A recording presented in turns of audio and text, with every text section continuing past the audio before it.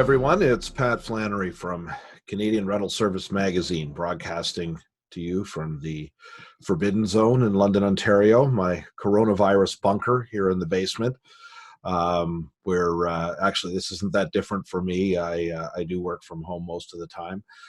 So this is, you're seeing me in my natural environment. But certainly for many of us, this has been an extremely difficult and unusual time. And I really hope everybody is staying safe and is finding ways to make ends meet, work together, do what work you can, work from home, keep the employees working, and just getting through this crazy thing together. We are obviously talking about essentially nothing else except coronavirus these days. So this will serve as, I suppose, your coronavirus broadcast. Where I'll be looking at a lot of the things that are going on and trying to update you on just where things are specifically for the rental industry. Obviously, last week was the announcements of shutdowns of businesses around the country, Ontario, Quebec, and I think a little later BC have basically closed what they're calling non-essential businesses. The Ontario order specifically exempted rental companies from that law. Well, it's not a law; it's just an instruction, an order, and Quebec and BC's orders both had essentially loopholes in them, saying that anybody who was serving something vital to infrastructure, so basically any construction, could keep operating. Now, how closely they're going to control whether or not you're just building a house or whether you're actually repairing some sort of vital infrastructure, we don't know at this time. But it looks right now like equipment and machinery rental places will be able to keep operating, and it looks like most manufacturing facilities and factories are going to stay open in all jurisdictions. And so if you're renting into those facilities, you should be able to as well. Same with oil and gas, resource extraction, that kind of thing. They're trying not to completely shut that stuff down. And insofar as rental companies are part of those operations, they'll be allowed to keep going. Although, of course, everything will be disrupted on all the work sites because you have to maintain social distancing. Everybody has to wash and wipe down equipment. Everybody has to be washing their hands. It's important to try for everyone to try to do their best to not get infected and not come into too much contact with other people, even when they're out there doing the work. And obviously, this is going to be a big concern for everyone in the industry. It's going to be a big challenge to change our way of doing things to be able to meet those sort of expectations. But I guess we'll having to pay a lot of attention to that. A lot of construction unions have been asking for job sites to be shut down entirely. Those members obviously concerned about their health. We'll see what comes of that as this goes on. We're still, I'm afraid to say, very much at the beginning of this. We're not really at the end of the beginning. Cases are still increasing. I believe we had an additional 350 more cases in Ontario yesterday. That is not a super concerning number, but it's certainly continuing to rise, and we can expect that, from what all the pandemic people are saying, to go on for some time.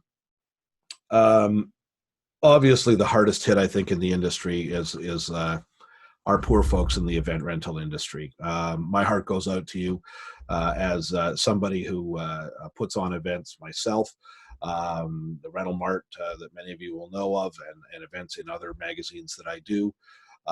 This is obviously a terrible time. Everything has been canceled. I believe the rule now in Ontario just this weekend was no more than 5 people in a gathering. There's clearly nothing going on. All the entire spring is business has left, and the only thing I can really see for event companies that might be able to do or get some work, is to be providing possibly shelter and furniture to healthcare sites if they have to set up extra space outside of the hospital itself. I haven't heard of that going on in Canada yet. Maybe it is. Would love to hear from you if you know of that. But I would assume that a tent rental company would be exempted and able to provide that kind of help if that was was in fact the case, that was going on. Still, it's unclear of whether that rule applies or not. Maybe there's other creative things that our party people have found to do or been able to get involved with. Maybe you're helping out in some way with the efforts to fight the pandemic.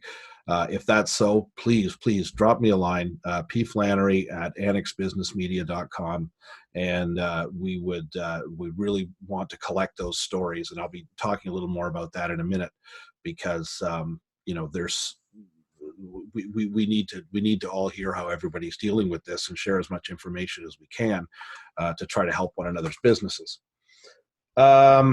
With that, let's look a little bit at some of the measures that the government has been trying to put in place. Touching my face, sorry about that, folks, but believe me, I'm staying in my house. I'm not seeing anyone else except my family.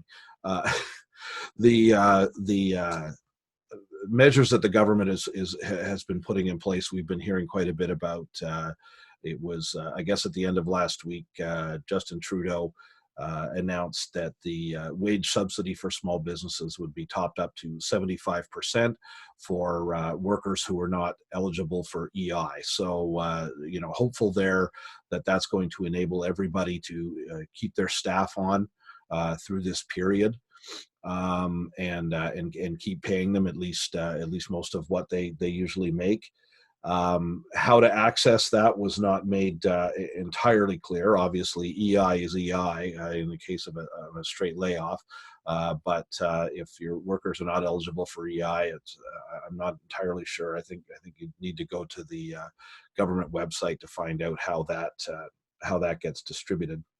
Trudeau also talked about loan guarantees of up to $40,000 for small businesses. That's very good. That will be needed for sure. You access those basically through your bank. I believe it's Business Development Canada offering those, and your banker should have information on how to get your hands on some of that. There's been a number of payment deferrals announced, most of them to the end of the summer into August.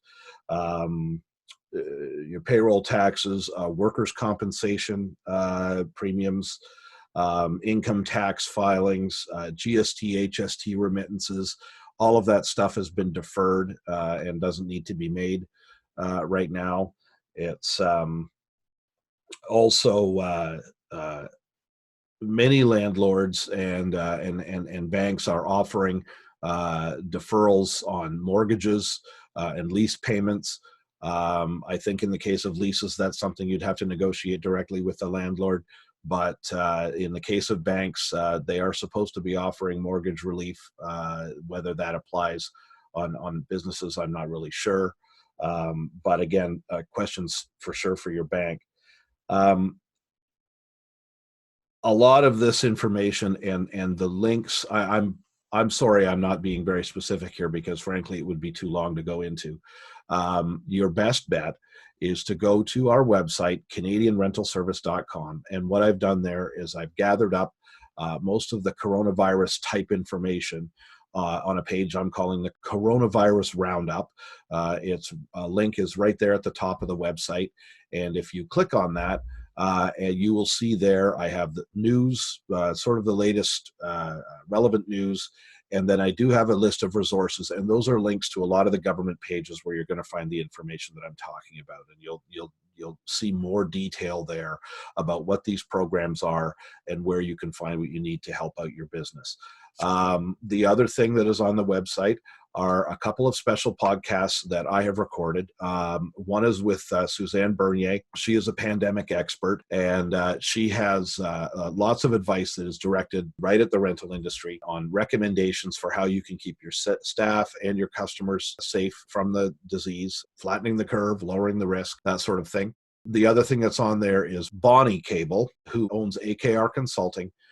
She specializes in getting government funding for businesses, and Bonnie is able to tell us exactly what is available and where to find it. She's a great resource, and she's done now 2 podcasts for me called, I'm calling them Paying for Pandemic. They're available on the website, and you can listen to those recordings and get the information from Bonnie much better than I'm able to deliver it here.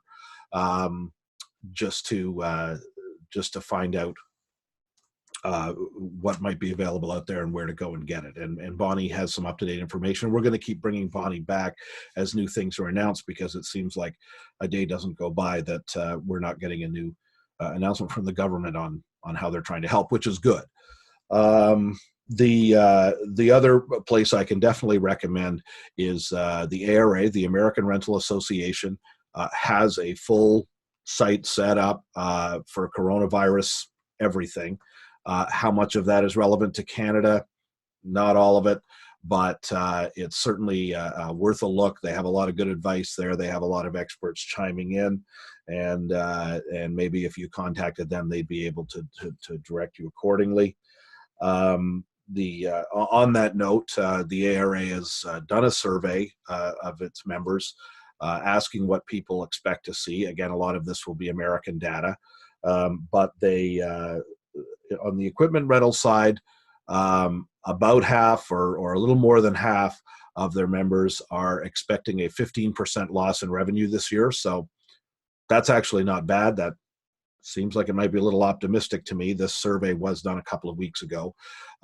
So we'll see if those numbers get updated. Obviously, on the event rental side, a much darker picture. They're talking about half of their respondents were expecting a 60% or more drop in revenue, which obviously is just devastating. And I think a lot of our event rental people are going to be relying on the help that the government's put forward, and I hope that does come forward and everybody can pull through this. It's a tough picture for sure, folks. And my role here and what we want to do at Canadian Rental Service is to give you the information and have the conversations that are going to help you if we possibly can. And one of the ways that I want to do that is I just want to collect as many stories as I can from Canadian rental people of how they're coping, what they're doing, what it was like, any crazy stories, any funny stories. We would be, we're all due for a laugh, I think, in this environment. And it would be great to hear from you and to know what you're doing to cope with this bizarre situation, like nothing I think any of us have ever seen before. So in order to share your story, absolutely email me, pflannery@annexbusinessmedia.com. Obviously, we're on Twitter and Facebook. You can post comments there. Also, call 226-931-0545. That's my direct number. Absolutely give me a call and tell me your story, and we'll get her noted down. Photos, anything you've got would be very interesting, and certainly could appear in the magazine or on our channels, just to bring everybody together and have sort of a national conversation at this time. Anyways, sorry this has been so long, but there's obviously more to talk about these days than at any time in the past. And I guess with that, I'll wish you all to stay safe, stay solvent, and we'll get back together soon to see how this is going. So goodbye for now from Canadian Rental Service Magazine.